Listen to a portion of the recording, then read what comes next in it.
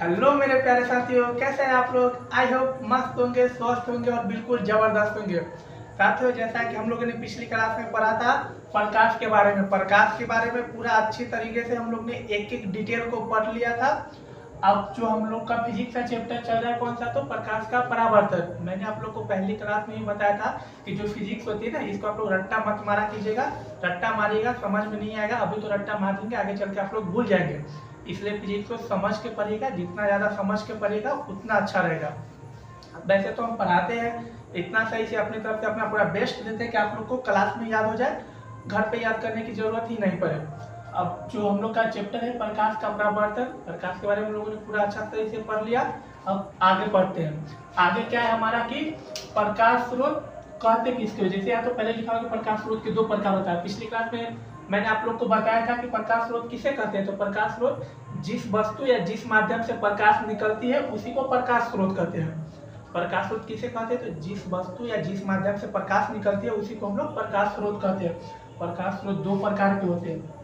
प्रकाश स्रोत कितने प्रकार के होते हैं, तो प्रकाश स्रोत दो प्रकार के होते हैं। एक होता है प्राकृतिक प्रकाश स्रोत, दूसरा होता है मानव निर्मित प्रकाश स्रोत। प्रकाश स्रोत कितने प्रकार के होते हैं, तो दो प्रकार के, एक प्राकृतिक प्रकाश स्रोत, दूसरा है मानव निर्मित प्रकाश स्रोत। अब देखिए पहला पॉइंट है ना कि प्राकृतिक प्रकाश स्रोत किसे कहते हैं। देखिए प्राकृतिक प्रकाश स्रोत कहने का मतलब क्या है कि जिसको मानव ने नहीं बनाया या मानव उसमें कोई छेड़छाड़ नहीं कर सकता है। प्राकृतिक प्रकाश स्रोत कहने का मतलब सीधा सीधा समझिए कि जो भगवान का दिया हुआ है। जैसे सूर्य, तारा, ये क्या है, इसको तो मानव ने नहीं बनाया ना मानव इसमें कोई छेड़छाड़ कर सकता है।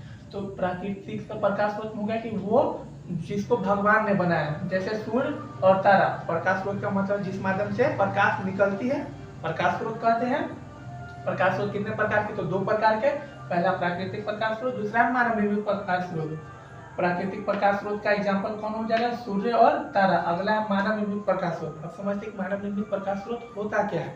देखिए मानव निर्मित प्रकाश स्रोत वो होता है कि जिसको मानव ने बनाया है। मानव निर्मित प्रकाश स्रोत क्या होता है, तो इसका सीधा सीधा कहने का मतलब है कि वैसा प्रकाश स्रोत जो मानव के द्वारा बनाया गया है उसको मानव निर्मित प्रकाश स्रोत कहते हैं। जैसे बल्ब, लालटेन, मोमबत्ती। क्या ये बल्ब भगवान का दिया हुआ है, नहीं ना। नहीं। लालटेन क्या भगवान का दिया हुआ है, नहीं, मानव ने बनाया। मोमबत्ती किसका बनाया हुआ है, तो मानव के बनाया, तो मानव के द्वारा बनाया गया है। इसलिए तो मानव निर्मित प्रकाश स्रोत का उदाहरण क्या हो जाएगा, बल्ब, लालटेन और मोमबत्ती।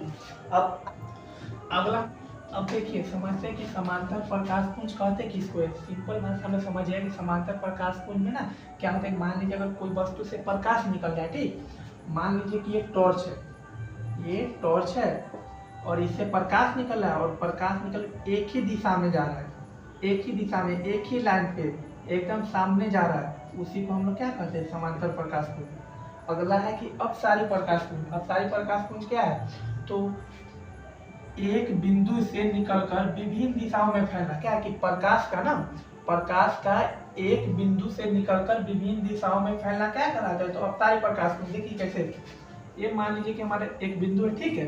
अब यहाँ से प्रकाश निकल रहा है, ये प्रकाश निकल रहा है यहाँ से और ये विभिन्न दिशाओं में फैल रहा है। एक जगह से तो प्रकाश निकल रहा है और अलग अलग दिशाओं में फैल रहा है, इसी को हम क्या कहते हैं, अपसारी प्रकाश पुंज। अगला क्या है, अभिसारी। अभिसारी में क्या होता है ना कि विभिन्न बिंदुओं से निकलकर या विभिन्न दिशाओं से प्रकाश निकलकर और एक बिंदु पर आकर एकत्रित होती है, मतलब इकट्ठा होती है, उसी को हम अभिसारी प्रकाश पुंज कहते हैं। देखिए नीचे मैंने सबका एग्जाम्पल अच्छे से समझाया है, वो आप देख लीजिए, एग्जाम्पल पे ध्यान दीजिए। जैसे देखिए ये मान लीजिए कि ये 3 इंसान है, ठीक, ये कोई 3 इंसान है। अब सामने भी कोई 3 इंसान है। अब वो दोनों एकदम सामने देख रहे हैं, सीधा समझ लीजिए जैसे आई कांटेक्ट कर रहे हैं दोनों।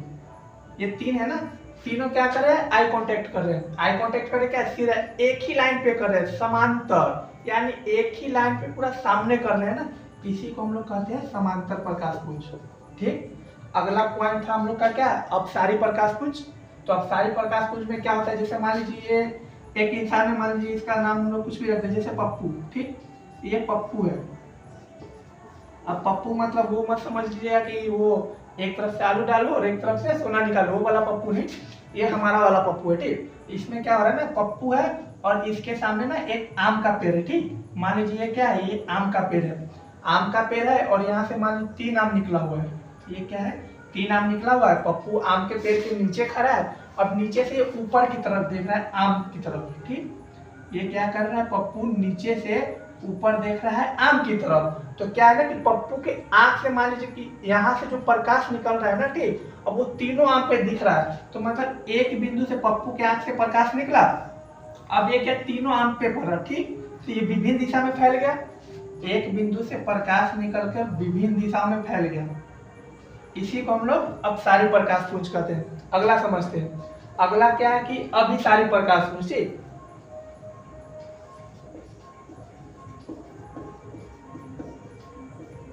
अभिसारी प्रकाश पुंज, अभिसारी प्रकाश पुंज सिंपल समझ लीजिए। मान लीजिए ये एक इंसान है, ठीक, हम लोग अंधेरे में है, रात का अंधेरा है, एक इंसान है, अब हम लोग को दिखाई नहीं दे रहा, हम लोग क्या किए, एक टॉर्च लिए। अब एक टॉर्च लिए, टॉर्च को क्या किए, लाइट को जलाए, लाइट को जलाए तो वो क्या हुआ ना कि टॉर्च से लाइट निकला, विभिन्न दिशाओं से लाइट निकला टॉर्च से, ठीक, विभिन्न दिशाओं से लाइट निकला टॉर्च का, और वो आके पड़ा किस पे, पप्पू पे, पप्पू पर पड़ा था। क्या है ना कि ये एक बिंदु से लाइट निकल रहा है, क्या हो रहा है, टॉर्च से क्या है, एक बिंदु से लाइट निकल रहा है और विभिन्न दिशाओं में फैल रहा है। अब जैसे इसमें क्या था कि एक बिंदु से लाइट निकल रहा है, विभिन्न दिशा में फैल रहा है, तो ये हो गया अपसारी। और इसमें क्या है कि विभिन्न दिशाओं से निकल रहा है और एक दिशा में आके इकट्ठा हो जा रहा है, तो इसी को हम लोग क्या कहते हैं, अपसारी प्रकाश पुंज। इतना तो अच्छे से समझ में आ गया होगा आप लोग को। चलिए, जैसा कि हम लोगों ने पीछे पढ़ लिया कि किरण पुंज या प्रकाश पुंज किसे कहते हैं और उसका प्रकार पढ़ लिया। अब आगे देखते हैं हम लोग, आगे क्या है ना कि प्रकाश के गमन के आधार पर कितने प्रकार के पदार्थ होते हैं। प्रकाश के गमन के आधार पर पदार्थ का प्रकार,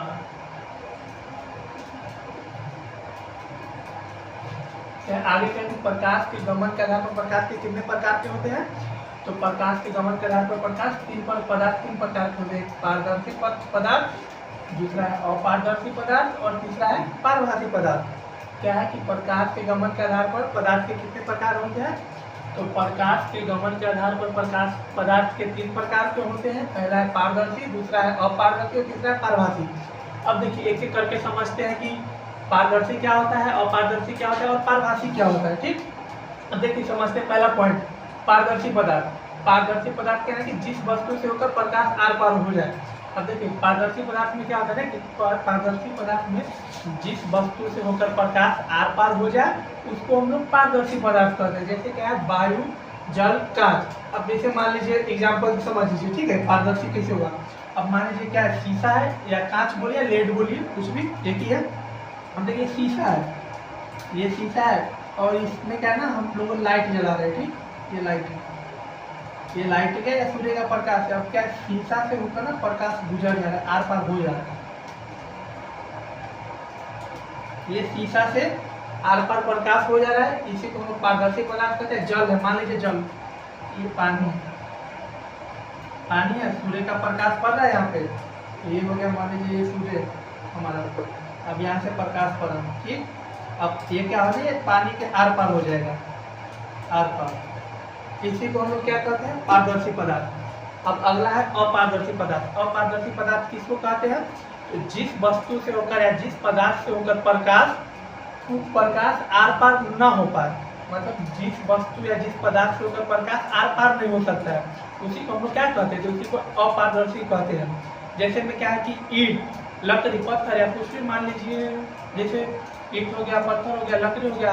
अब मान लीजिए जैसे घर है, ठीक, घर की तो वैसे ईंट का बना है, लकड़ी। अब लकड़ी क्या है ना, ये लकड़ी है, ठीक, समझिए पहले ये क्या है, ये हमारा एक लकड़ी है। अब लकड़ी है, अब लकड़ी में क्या हुआ, हम लोगों ने लाइट जलाया, टॉर्च लगाया, ठीक। अब लकड़ी में जब हम लोग टॉर्च डालेंगे या लाइट जलाएंगे तो इस पदार्थ का प्रकाश क्या है ना, इसका आर पार नहीं हो पाएगा। लकड़ी पे अगर हम लोग टॉर्च अगर जलाएंगे ना तो पदार्थ इसके आर पार नहीं हो पाता है, ठीक। और इसी को हम लोग क्या कहते हैं, अपारदर्शी। चाहे ईंट है, ईंट पे हम लोग लाइट मारेंगे तो जाएगा, नहीं होगा आर पार, पत्थर पे मारेंगे तो जाएगा, नहीं होगा, इसी को हम लोग कहते हैं अपारदर्शी। अब तीसरा क्या, पारभासी। पारभासी में क्या होता है ना कि जिससे होकर पदार्थ थोड़ा थोड़ा आर पार होता है। क्या है, जिस वस्तु से प्रकाश थोड़ा थोड़ा आर पार हो जाए उसी को हम लोग कहते हैं पारभासी पदार्थ। जैसे कि देखिए तेल लगा हुआ कागज, घिसा हुआ कांच या फिर सूती कपड़ा। देखिए जैसे कि हम लोगों ने क्या लिया, हम लोगों ने ये तेल लगा हुआ कागज लिया, ठीक, तेल लगा कागज लिया। अब जब इससे होकर प्रकाश प्रकाश को हम लोगों ने निकाला ना इससे ऊपर, तो इसमें क्या हुआ, तेल लगा हुआ कागज में, जब प्रकाश पड़ा ना कागज पे तो क्या हुआ, थोड़ा थोड़ा लाइट निकल रहा है इससे, पूरी तरह आर पार नहीं हुआ लेकिन थोड़ा थोड़ा, देखिए लाइट है ना थोड़ा थोड़ा बाहर निकल रहा है, इसी को हम लोग कहते हैं पारभासी पदार्थ। चलिए आज की क्लास में इतना ही। अगर आप लोग को वीडियो अच्छा लगा हो तो चैनल को सब्सक्राइब कर दीजिएगा, वीडियो को लाइक कर दीजिएगा और कमेंट जरूर कर दीजिएगा क्या हमने अच्छा पढ़ाया क्या खराब, ताकि हम अगली वीडियो में वो सुधार करेंगे। आज के लिए इतना ही, बाय बाय, टेक केयर।